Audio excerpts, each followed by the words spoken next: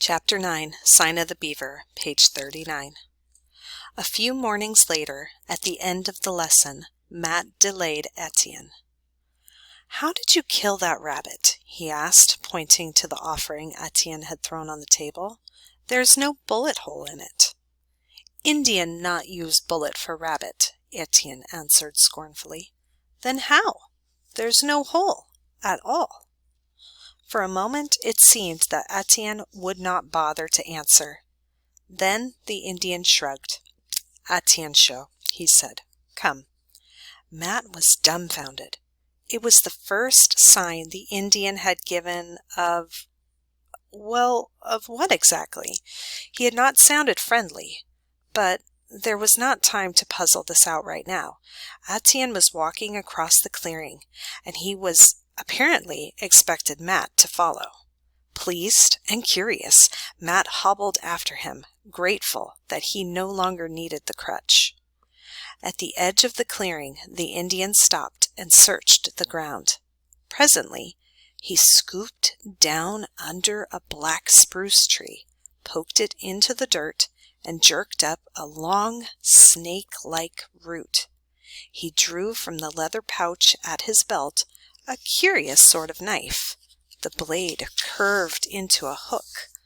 With one sure stroke, he split one end of the root, then peeled off the bark by pulling at it with his teeth.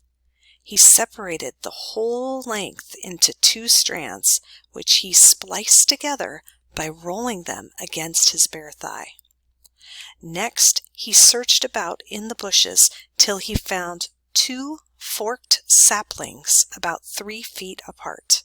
He trimmed the twigs from these, drawing his knife toward his chest, as Matt had been taught not to do.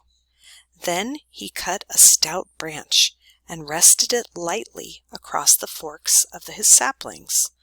From the tread-like root he made a noose and suspended it from the stick so that it hung just above the ground.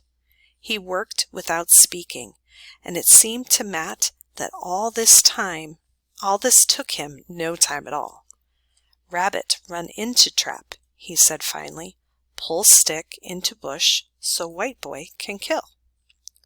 "Golly," said Matt, filled with admiration. "I hadn't thought of making a snare. I didn't know you could make one without string or wire." "Make more," Etienne ordered, pointing into the woods. "Not too close." After Etienne had gone, Matt managed to make 2 more snares. They were clumsy things, and he was not too proud of them. Splitting a slippery root, he discovered, was not as easy as it had looked. He spoiled a number of them before he mastered the trick of splicing them together. They did not slide as easily as the one Etienne had made, but they seemed strong enough. Next morning, he showed his traps to Etienne. He had hoped for some sign of approval, but all he got was a grunt and a shrug. He knew that to Etienne his work must look childish. However, on the 3rd day, one of his own snares had been upset, though the animal had got away. The day after that, to his joy, there was actually a partridge struggling to free itself in the bushes where the stick had caught. This time, the grunt with which Etienne rewarded him sounded very much like his grandfather's good. Silently, the Indian watched as Matt reset the snare. Then they walked back to the cabin, Matt swinging his catch as nonchalantly as he had seen Etienne do. "You don't need to bring me any more food," he boasted. "I'll catch my own meat from now on." Nevertheless, Etienne continued to bring him some offering every morning. Not always fresh meat. He seemed to know exactly when Matt had finished the last scrap of rabbit or duck. Sometimes he brought a slab of corn cake or a pouch full of nuts, once a small cake of maple sugar.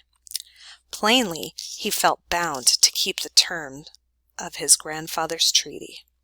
Matt stuck to his part of the bargain as well, though the lessons were an ordeal for them both. Matt knew well enough what a poor teacher he was. Sometimes it seemed that Etienne was learning in spite of himself. Once the Indian had resigned himself to mastering 26 letters. He took them in a gulp, scorning the childish candle and door and table that Matt had devised. Soon he was spelling out simple words. The real trouble was that Etienne was contemptuous, that the whole matter of white man's words seemed to him nonsense. Impatiently they hurried through the lessons to get on with Robinson Crusoe. Matt suspected that the only reason Etienne agreed to come back day after day was that he wanted to hear more of that story. Skipping over pages that sounded like sermons, Matt chose the sections he liked best himself. Now he came to the rescue of the man Friday. Etienne sat quietly, and Matt almost forgot him in his own enjoyment of his favorite scene. There was a mysterious footprint on the sand, the canoes drawn up on the lonely beach, and the strange, wild-looking men with 2 captives. One of the captives they mercilessly slaughtered. The fire was set blazing for a cannibal feast. Then the second captive made a desperate escape, running straight to where Crusoe stood watching. 2 savages pursued him with horrid yells. Matt glanced up from the book and saw that Etienne's eyes were gleaming. He hurried on. No need to skip here. Crusoe struck a mighty blow at the first cannibal, knocking him senseless. Then, seeing that the other was fitting an arrow into his bow, he shot and killed him. Matt read on. The poor savage who fled but had stopped, though he saw both his enemies had fallen, yet was so frightened with the noise and fire of my piece that he stood stock-still, and neither came forward nor went backward. I hallooed again to him, and made signs to him to come forward, which he easily understood, and came a little way, then stopped again. He stood trembling, as if he had been taken prisoner, and just been to be killed, as his 2 enemies were. I beckoned again to come to me, and gave him all signs of encouragement that I could think of, and he came nearer and nearer, kneeling down every 10 or 12 steps in a token of acknowledgment for saving his life. I smiled at him and looked pleasantly, and beckoned to him to come still nearer. At length he came close to me, and then he kneeled down again, kissed the ground, and taking my foot, set it upon his head. This, it seemed, was a token of swearing to be my slave forever.